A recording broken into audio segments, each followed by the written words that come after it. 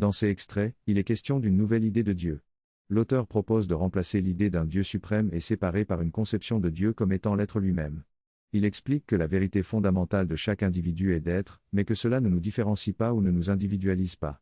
La création commence par le mouvement et l'expérience, qui sont tous deux nécessaires pour exister en relation avec le monde. Cependant, en se voyant comme séparé du monde, l'individu ne fait l'expérience que de la séparation.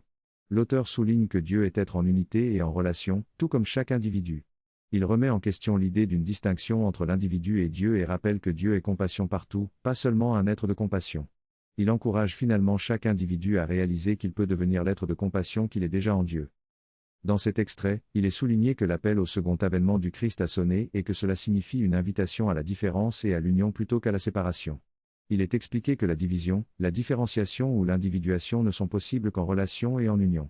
L'auteur suggère ensuite une réflexion sur l'identité humaine et divine.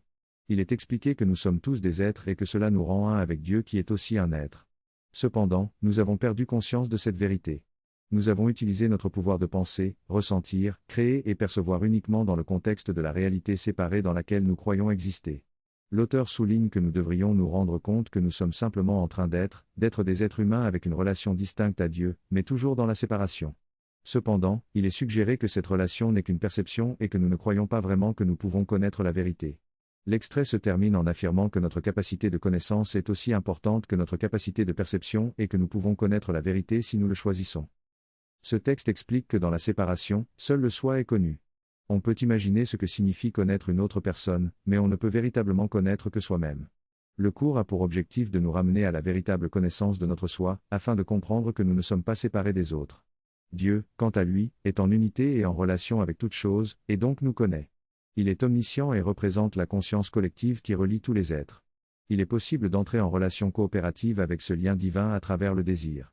Bien que l'idée de Dieu en tant que Père ait été créée par Jésus-Christ, cela ne nie pas l'existence de Dieu en tant que tel. Jésus était à la fois homme et Dieu, en union et en relation. La seule vraie différence entre Dieu et l'homme est que l'homme perçoit cette différence de manière illogique, à cause de sa mémoire défaillante de la création. Différencier en union et en relation est être Dieu dans une forme individuelle. En étant, nous sommes une partie de Dieu, mais nous ne le comprenons pas correctement. Selon le texte, tu es une partie de Dieu, une goutte d'eau dans l'océan, ce qui souligne la puissance de Dieu et la petitesse de l'homme. Tu as été un être ressentant, pensant, créant et percevant, mais tu n'as pas été en union avec Dieu. La divinité de ton être est révélée dans la relation et la coopération avec les autres. Des aperçus de ton être divin en relation ont été offerts à chacun par le désir d'observer et de devenir ce que tu es désireux d'être.